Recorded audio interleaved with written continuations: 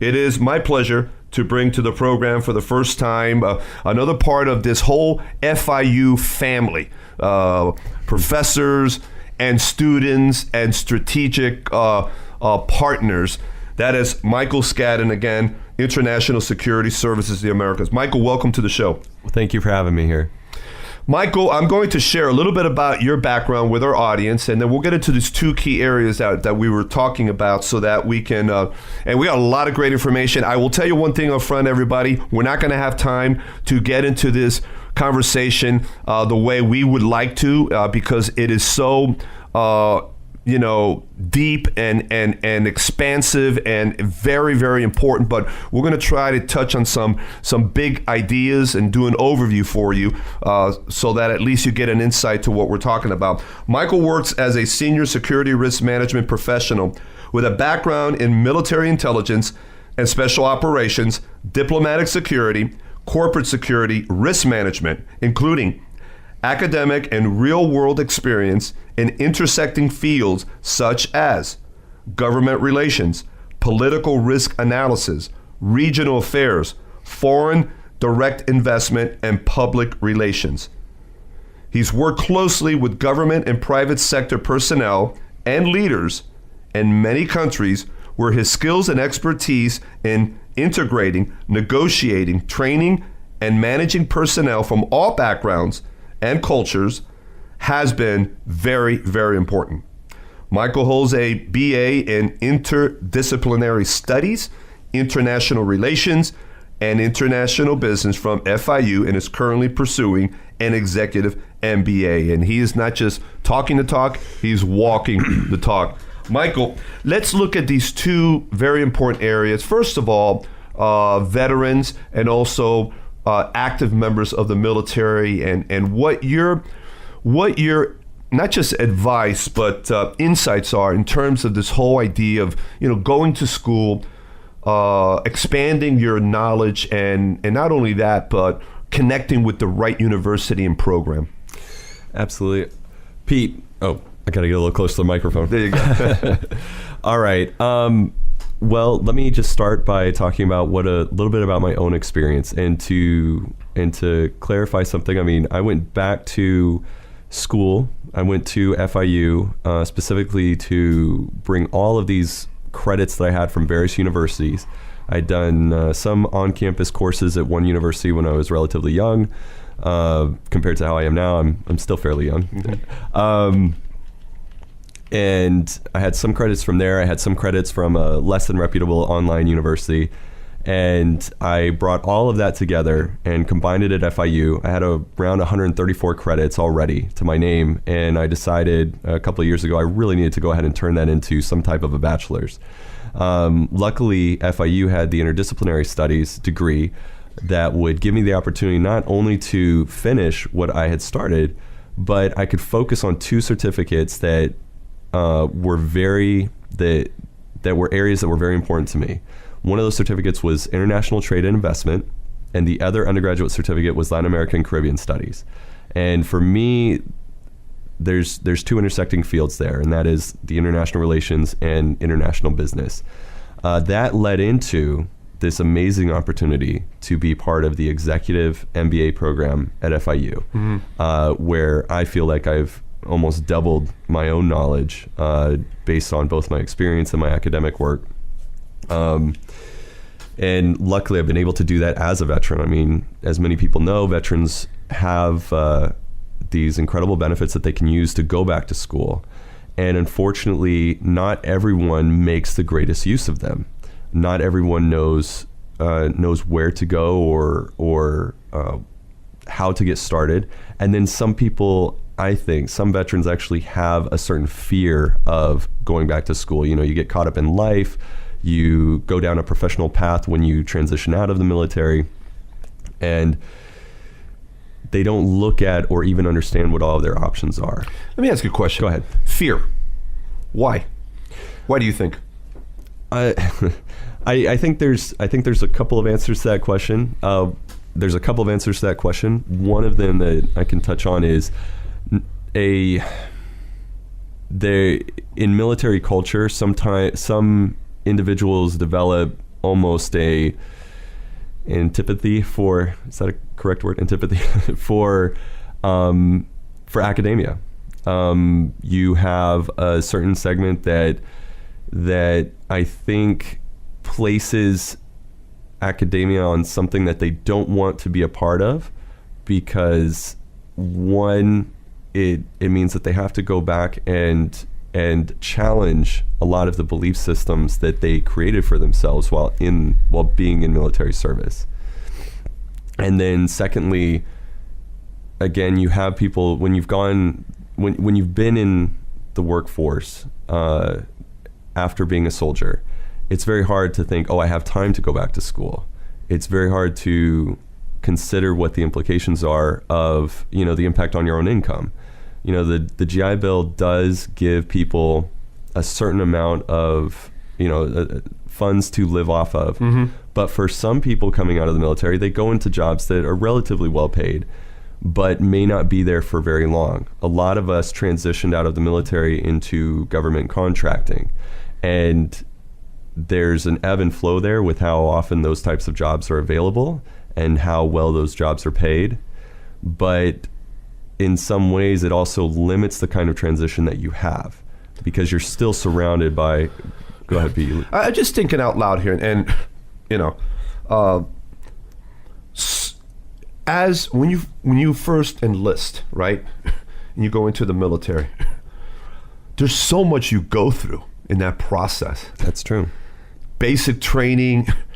It's not just physical, but it's the mindset. It's unless you've gone through it, you can't. I've never gone through it, right. So I can't tell you what it is all about. I can just hear your story, but it's a major undertaking, and you are serving your country, and you can be stationed somewhere in the world where it's kind of dangerous.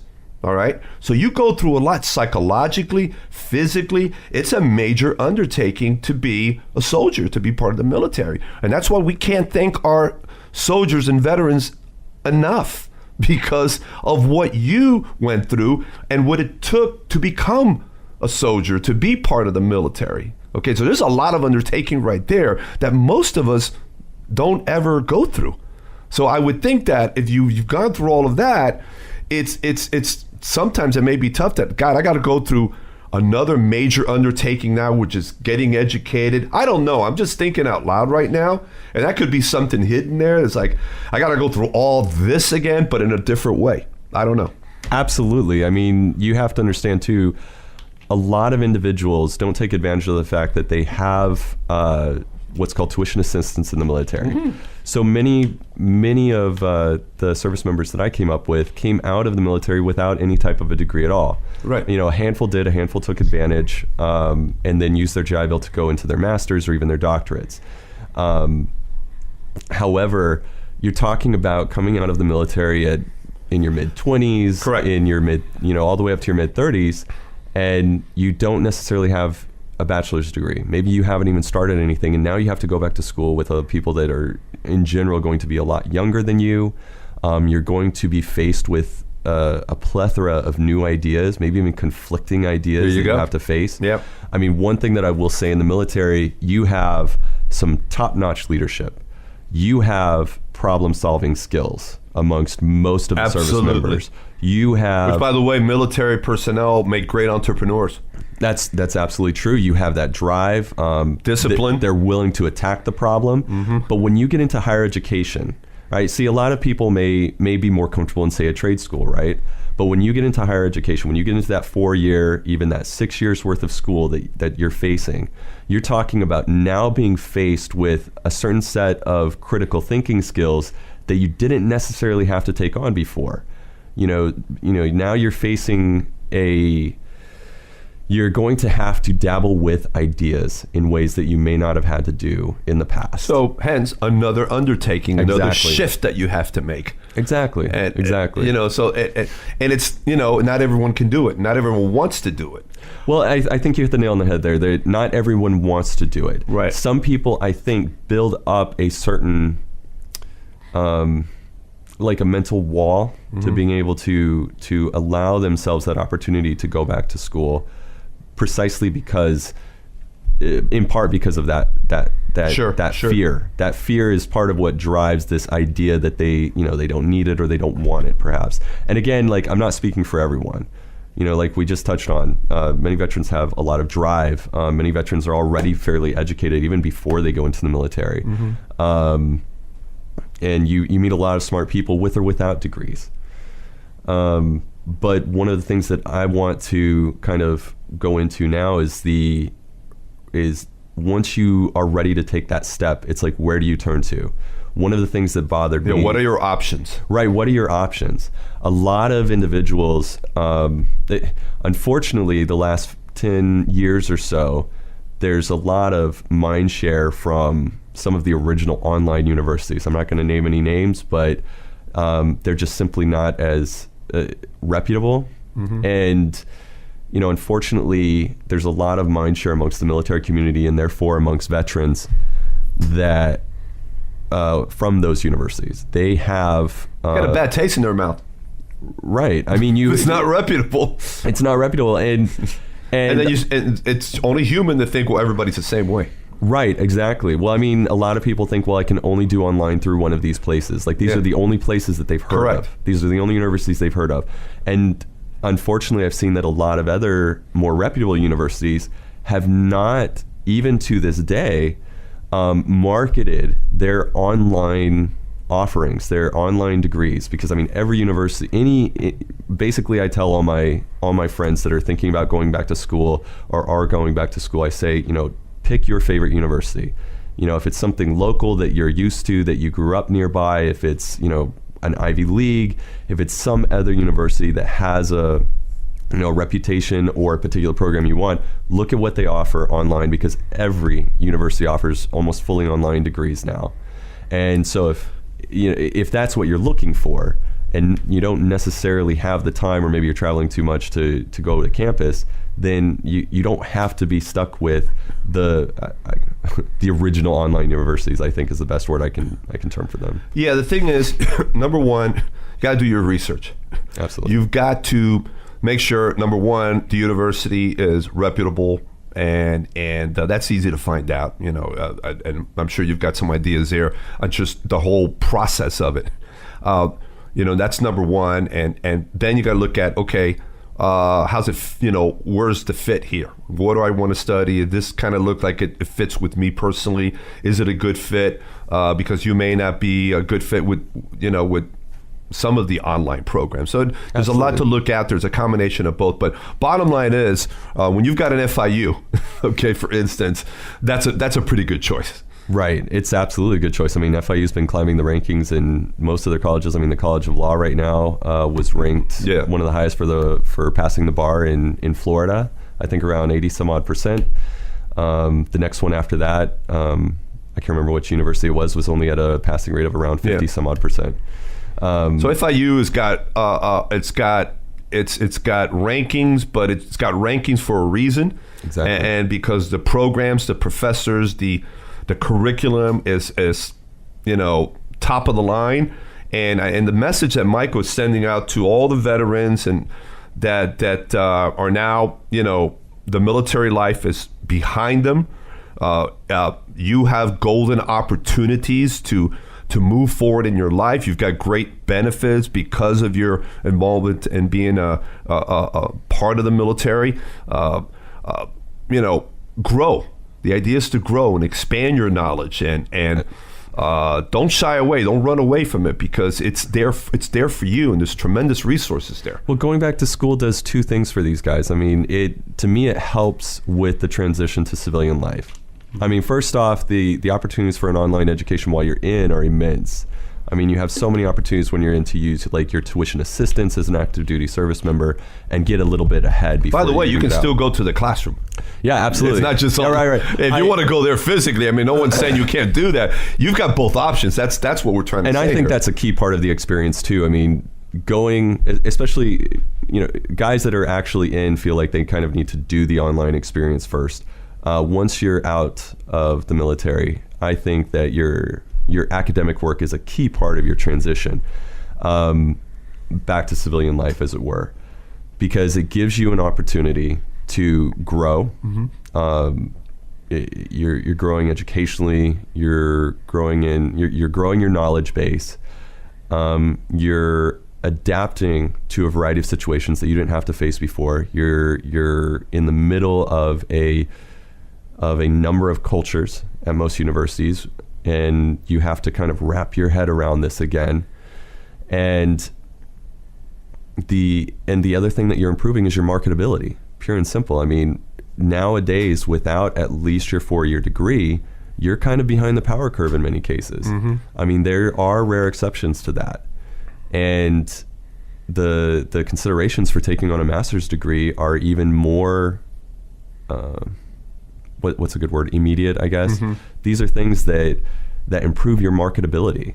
I've seen a lot of veterans, especially those that went directly from service in the military to government contracting without any type of an educational transition or other type of job transition, come back from that contracting where you have a relatively high rate of pay to having very little available to them job-wise once they're back home, once they leave that government sector, as it were. And to me, education is a bridge between, a bridge across that gap. And it's something that they should be able to take full advantage of at the most reputable place they can. Speaking about that, you had a 4-year tour of duty in Baghdad. My transition included government contracting. I came out of the military and did 3 months on and 1 month off rotation to Baghdad. Right, and in that experience, you started to work in a particular area, which is now what you do. Absolutely, yes. Tell us a little bit about that. What that experience in Baghdad and what you started to do. How talk about transition. How then have you been able to take that and transition into now the real world, where you're working and all that? Tell us about that transition and a little bit about what you're doing today. Well, I sort of stumbled into it. I decided to dabble in entrepreneurship while I was sitting down in Baghdad one day between work shifts or whatever it was that I was doing, and I started up a small consulting firm, Salato Group International, and I almost immediately had a contract with Lockheed Martin. It was relatively short, but I was able to hire a consultant and provide them services that they needed in regards to some technology that they were developing for the military. It was a great experience. I didn't give it as much attention as I probably should have for the next several years after that. But it set a foundation for me that when I left my contract permanently and came home, in part to be able to take care of my young daughters, I rolled right into consulting, mostly on security risk management, to both private entities and corporate entities. And almost entirely, my work has been based around Latin America. When I was in the military, one of my roles was as a Spanish linguist. So aside from going to Afghanistan, I also went to Colombia and Guatemala.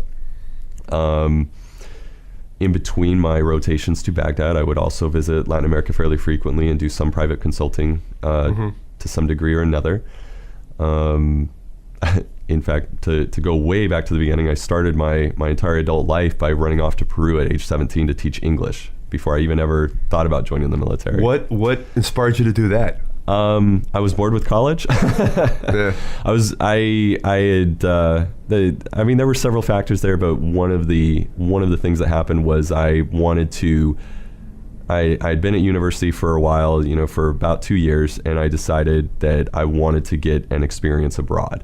So I ran off to Peru to teach English, and I lived on the economy there, and in many ways it was a very formative experience because you start to realize that the rosy pictures that you might paint about the world aren't always true. And there's challenges that you have to face and that other people face that you may not have even considered before, that you really don't understand. We're going to have some more conversation in the very near future, but if you can give me maybe a 2, and this is very difficult challenge, but okay, let's put that. Right, let's go for it. A 2-minute overview on this whole world of security. specifically when it involves Latin America?